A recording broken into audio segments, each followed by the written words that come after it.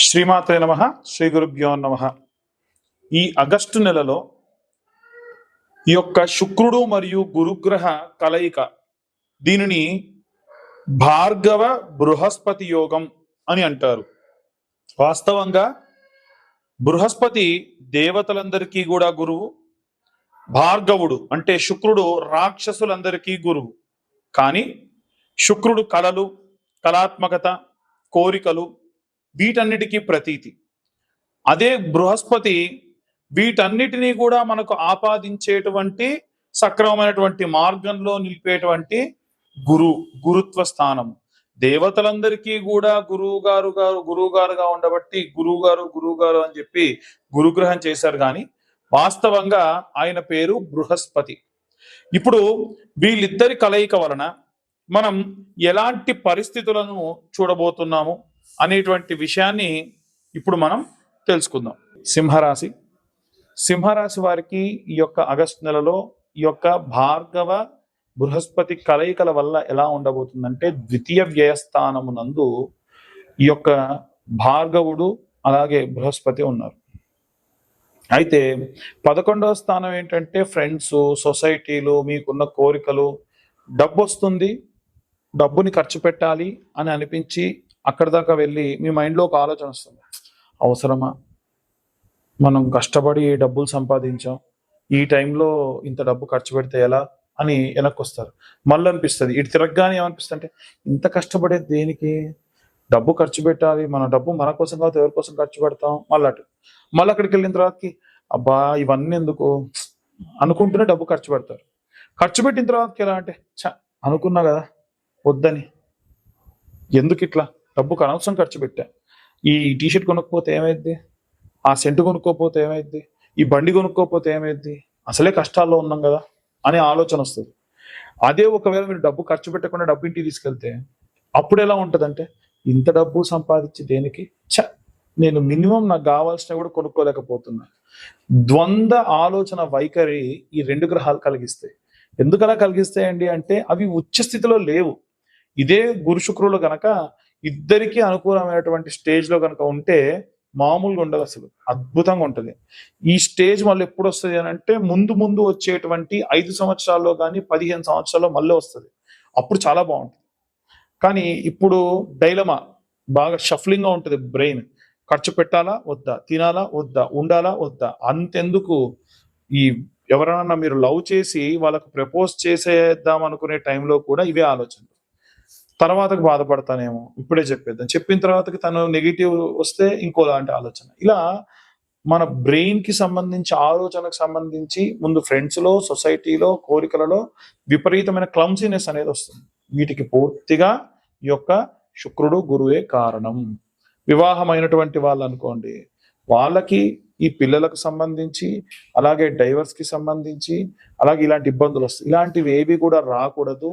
వీరందరూ కూడా మారాలి, ప్రశాంతంగా ఉండాలి అంటే ఈ యొక్క శుక్రుడు మరియు బృహస్పతికి సంబంధించి రెమెడీస్ తీసుకోవాలనే విషయాన్ని ఇప్పుడు మనం తెలుసుకుందాం. మనకు ఉన్నటువంటి సమాజంలో ఉన్నటువంటి అన్ని విభజనగా చేసుకుంటే, చిన్నపిల్లల దగ్గర నుండి వృద్ధాప్యంలో ఉన్న వాళ్ళ వరకు కూడా చాలా రకాలైనటువంటి వాళ్ళు ఉంటారు. పిల్లలు, గృహిణులు, వర్కింగ్ ఉమెన్స్, అలాగే ఏవైనా సరే వ్యాపారం చేసేటువంటి వాళ్ళు, చిన్న స్థాయి నుండి పెద్ద స్థాయి వరకు, అలాగే ఉద్యోగస్తులు, అలాగే రాజకీయ నాయకులు, అలాగే సినిమా రంగాల వాళ్ళు, రైతులు, కుల వృత్తులు చేసేవాళ్ళు, అందరూ వీళ్ళు వాళ్ళని కాకుండా అందరూ కూడా చేయవలసినటువంటి ఒక అద్భుతమైన రెమెడీస్ 2 చెప్తాను ఈ రోజున.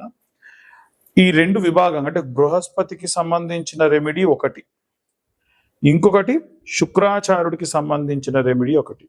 గురువారము, శుక్రవారము ఈ నెల రోజుల పాటు కూడా మీరు ఈ రెమెడీని పాటించడం వల్ల విశేషమైన సత్ఫలితాలు పొందవచ్చు.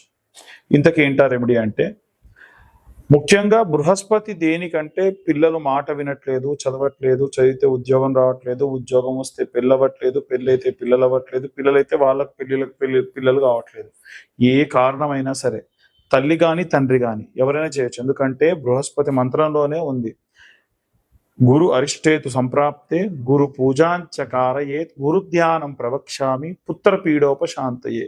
ఇప్పుడు నేను చెప్పిన మంత్రాన్ని మీరు ఇలాగే బృహస్పతి దగ్గర చెప్పొచ్చు. ఏమని చెప్పాలంటే గురు అరిష్టేతు సంప్రాప్తే గురు పూజాంచకారయే గురు ధ్యానం ప్రవక్ష్యామి పుత్ర పీడోపశాంతయే. ఇప్పుడు నేను చెప్పేటువంటి ఈ మంత్రము పిల్లలు ఉన్న వాళ్ళే కాదండి, పిల్లల కోసం ఎదురు చూస్తున్న వాళ్ళు కూడా చేయొచ్చు. సంతానం లేదండి మాకు, సంతానం కావాలి అన్న వాళ్ళు చేయొచ్చు. సంతానం ఉండి సంతానం బాగా మొండి చేస్తున్నారు, మాటినట్లేదు అన్న వాళ్ళు చేయొచ్చు. నా పిల్లలు చాలా బాగా నా మాట వింటారు కానీ వాళ్ళ జాతక రీత్యా ఉన్న ఎన్నో ఇబ్బంది పెడుతున్నాయి అని కూడా మీరు అన్నవాళ్ళు కూడా ఈ యొక్క రెమెడీ చేయొచ్చు. ఏమిటది అని అంటే 110 శనగలు తీసుకోండి. ఎన్ని? 110 కరెక్ట్గా వేయించుకోండి శనగలను. అది కూడా వీలైతే కొంచెం దొడ్డు శనగలు తీసుకోండి. 110 శనగలు సపరేట్గా, ఒక పిరికెడు శనగలు సపరేట్గా నానబెట్టండి. ఈ 110 శనగలు కూడా ఒక సూదిలోకి ఎర్రది కానీ ఆకుపచ్చ రంగు కానీ లేదా పసుపు రంగు వర్ణం కానీ ఆరెంజ్ రంగులో ఉన్నటువంటివి కానీ దారం తీసుకొని ఈ నానబెట్టిన శనగలన్నీ కూడా బుధవారం రోజు రాత్రి పూట స్నానం చేసి నానబెట్టాలి. పెట్టేసి మరుసటి రోజు ఉదయం 6 గంటల లోపే నిద్ర లేచి స్నానం చేసుకొని తలస్నానం చేసుకొని జడలాంటి వేసుకోకుండా చివరన ముడి వేసుకొని ఈ సూది దారం అంతా కూడా విరబూసుకోవద్దు, చుట్టూని ముడి వేసుకొని ఈ సూది దారంలోకి ఈ సూదిని ఆ శనగల్లో గుచ్చేసి అలా 110 శనగలు కూర్చండి. ఒక మంచి దండలా అవుతుంది కదా, దాన్ని ముడి వేసి పక్కకు పెట్టండి. ఈ నానబెట్టిన శనగలన్నీ కూడా ఒక గోల్డెన్ కలర్ క్లాత్, ఇంత చిన్నదైనా సరే సరిపోతుంది, పసుపు పచ్చ అయినా సరే లేదా గోల్డెన్ కలర్ లో ఉన్నటువంటిది అంటే స్వర్ణ వర్ణంలో ఉన్నదైనా సరే, ఎందుకంటే ఆయన మంత్రంలోనే ఉంటుంది స్వర్ణ వర్ణం, స్వర్ణ గంధం, స్వర్ణ పుష్పం, స్వర్ణ మాల్యాంబరధరం, స్వర్ణ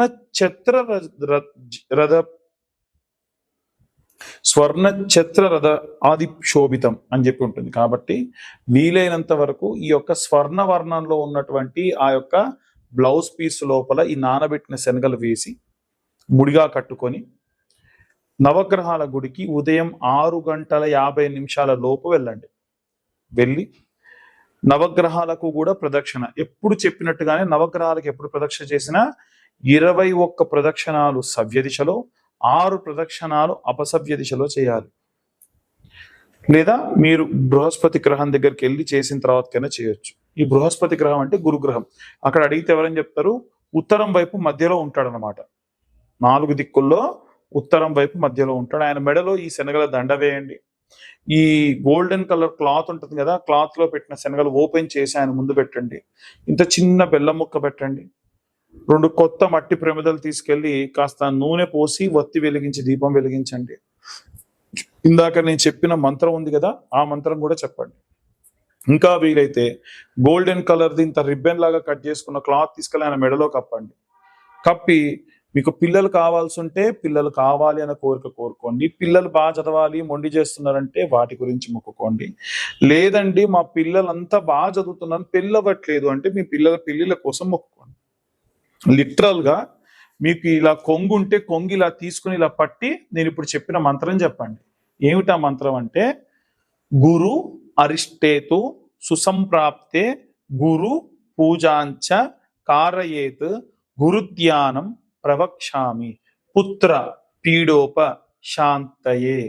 ఎన్నో జన్మల నుండి కూడా చేసినటువంటి పాపభూయిష్టమైన పనుల వల్ల గర్భం రాదు. ఒకవేళ సర్పాన్ని సంహరించినటువంటి వాళ్ళు ఎవరైనా అయితే వారికి కూడా పిల్లలు కలగరు. అలాంటి జాతకులకు కూడా మంచి ససంతానం కలిగేట్టుగా చేసేటువంటి ఒకే ఒక్క గ్రహం బృహస్పతి గ్రహం. ఆయనకు ఈ విధంగా చేయండి. దీని వలన ఖచ్చితంగా మంచి సత్ఫలితాలు పొందవచ్చు.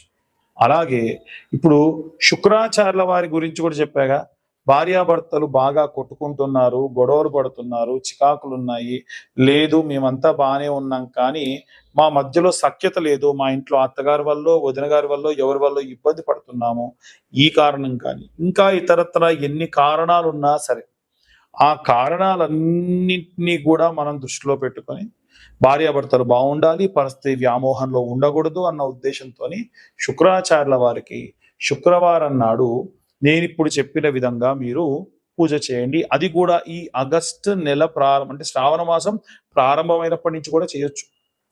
ఎన్ని శుక్రవారాలు ఉంటే అన్ని శుక్రవారం, మధ్యలో మీకు డేట్ వచ్చినప్పుడు ఆపేసి తర్వాత కంటిన్యూ చేయండి. మొత్తానికి 5 వారాలు చేయండి. ఏం చేయాలంటే ఫస్ట్ ఆఫ్ ఆల్ శుక్రవారం నాడు తలస్నానం చేయాలి, కాళ్ళకు పసుపు పెట్టుకోవాలి, గడపకు పసుపు పెట్టుకోవాలి. చాలా మంది ఉదయాన్నే పాచి ముఖంతో, ముఖం కూడా కడగకుండా ఇల్లంతా ఊడ్చుకోవడము, కల్లాపి చల్లుకోవడం చేస్తున్నారు. అస్సలు చేయకూడదు, ఇంటికి మంచిది కాదు. మీరు స్నానం ఆచరించిన తర్వాతకి ఇవన్నీ చేయాలి. గడపకు కూడా పసుపు పెట్టాలి, కాళ్ళకు పసుపు పెట్టుకోవాలి. అమ్మవారి దగ్గర మీరు ఏదన్నా ఒక పండు నైవేద్యం పెట్టి నవగ్రహాల గుడికి వెళ్ళి బొబ్బెర్లు ఉంటాయి కదమ్మా, నానబెట్టిన బొబ్బెర్లు, అది ముందు రోజే నానబెట్టి ఆ బొబ్బెర్లు వీలైతే ఉడికించకున్నా సరే, నానబెట్టినవైనా సరే, కాస్తంత ఉప్పు వేసి, ఎప్పుడు కూడా మనము ఉప్పు దానం ఇవ్వం కానీ నైవేద్యంగా పెడితే మంచిది దేవుడికి, అందుకని ఉప్పు వేసి శుక్రాచార్యుడు వారి దగ్గరికి, అంటే తూర్పు భాగంలో మధ్యలో ఉంటాడనమాట. తూర్పు భాగానికి ఉన్నటువంటి వరుసలో ఉన్న 3 గ్రహాల్లో మధ్యలో ఉంటాడు శుక్రగ్రహం. ఆయన దగ్గర ఆకు డొప్పలో మంచిగా ఇన్ని బొబ్బర్లు తీసుకెళ్లి పెట్టేసి ఒక బెల్లం ముక్క పెట్టి నైవేద్యం పెట్టి దీపం పెట్టేసి రండి. అయిపోలేదు, ఇంకా ఉంది. మీ హస్బెండ్కి సంబంధించి చేస్తున్నారు కాబట్టి ఒక చిన్న బండ తెచ్చుకోండి, మంచి స్మూత్ గా ఉండే ఒక బండ, లేదా ఒక టైల్స్ అయినా పర్వాలేదు, పగలకుండా చూసుకోండి 5 వారాలు కూడా. అమ్మవారి ముందు పెట్టి మధ్యాహ్నం పూట ఎటువంటి రజోగుణం లేనటువంటి పదార్థములతోని అన్నము, అలాగే కూరలు, ఆ కూరల్లో వంకాయ అలాగే కాకరకాయ లాంటివి లేకుండా సాత్వికమైనటువంటివి, అల్లం వెల్లిగడ్డ ఉల్లిగడ్డ లేకుండా ఏదైనా సరే కూర వండుకొని అమ్మవారికి చారు కూడా నైవేద్యం పెట్టొచ్చు. మిరియాలు లాంటివి వేసి, చింతపండు టమాటా లాంటివి వేసి చారు పెట్టి, ఇంత పెరుగు, ఇవన్నీ కూడా బండ మీద ఏమీ లేకుండా అమ్మవారికి కొద్దిగా అన్నం మీదనే కొద్దిగా వేసి నైవేద్యం పెట్టి, మీరు మధ్యాహ్నం పూట, ప్రతి శుక్రవారం మధ్యాహ్నం పూట ఆ బండ మీదే భోజనం చేయాలి. ఎటువంటి ఆకు వేసుకోకుండా భోజనం చేయాలి. ఎందుకని ఇంత కఠినంగా చేస్తున్నారంటే భర్త బాగుండాలి, భార్యాభర్తలు ఇద్దరు కలిసి ఉండాలి. అమ్మవారు ఏవైతే ఒకవేళ జాతకరీత్యా బాగాలేకుండా ఏం కష్టాలు రాబోతున్నాయో మీరే ముందే ఆ కష్టం తీసేసుకుంటే అమ్మవారు కరిగిపోయి పొంగిపోయి మీ కష్టాలు తీరుస్తుంది. ఇలా 5 శుక్రవారాల పాటు ఈ బండ పైన భోజనం చేయాలి, నేలపైన కటిక నేలపైనే నిద్రించాలి. ఇలా 5 వారాలు చేయండి. ఖచ్చితంగా మీ భర్తలో విపరీతమైన మార్పు అనేటువంటిది రావడం ప్రారంభమవుతుంది. ఇవన్నీ కూడా గోచార రీత్యా చెప్పేటువంటి విషయంలో మాత్రమే. పూర్తిగా మీ జాతకం విశ్లేషణగా కావాలి అని అంటే 2025 రూపాయలు కడితే పూర్తిగా మీ జాతకాన్ని 60-70 పేజీల్లో మీకు అందించడం జరుగుతుంది. తరువాతకి ఎవరైతే ఈ జాతకం చెప్పించుకుంటారో వాళ్ళు ఈ కరుంగలి మాల వాళ్ళకి ఉచితంగా ఇవ్వడం జరుగుతుంది. అయితే ఈ కరుంగలి మాల కూడా మేము రుద్ర హోమంలో పెట్టి ఇచ్చేటువంటిది. ఆ రుద్ర హోమానికి సంబంధించి వీడియో కూడా మీకు పంపిస్తాము. అందుకని వీలైనంత వరకు ఈ మాల ధరించడం మంచిది. ఎందుకు ఉచితంగా ఇస్తున్నారు? ఈ మాల ధరనే బయట చూస్తే 1500 2000 ఉంది కదా అంటే అవునండి ఉంది. ఎందుకు ఇస్తున్నానంటే మన ఛానల్ సబ్స్క్రైబర్స్ కి మాత్రమే ఇస్తున్నాము. ఎవరైతే ఈ వీడియో చూస్తున్నారో వాళ్ళు నాకు ఈ వీడియోని పంపించి మీరు అడగండి, అయ్యా మీ వీడియో చూసాం పంపిస్తున్నా, నాకు ఈ యొక్క జ్వాలాముఖి మాల కావాలి అని. ఈ జ్వాలాముఖి మాల అంత విశేషమైనటువంటిది. అలాగే మేము చేసినటువంటి ఈ వీడియో కనుక ఇన్ఫర్మేటివ్గా ఉంటే ఇంకా నలుగురికి మీరు షేర్ చేయండి. ఇప్పటి వరకు మా ఛానల్ సబ్స్క్రైబ్ చేసుకోకుంటే సబ్స్క్రైబ్ చేసుకోండి. అప్పుడు ఖచ్చితంగా మేము చేసేటువంటి వీడియోస్ మీ దాకా వస్తాయి. అలాగే మీకు ఈ వీడియో కనుక నచ్చితే లైక్ చేయండి, ఇంకొంతమందికి షేర్ చేయండి. సర్వే జనా సుఖినో భవంతు. స్వస్తి.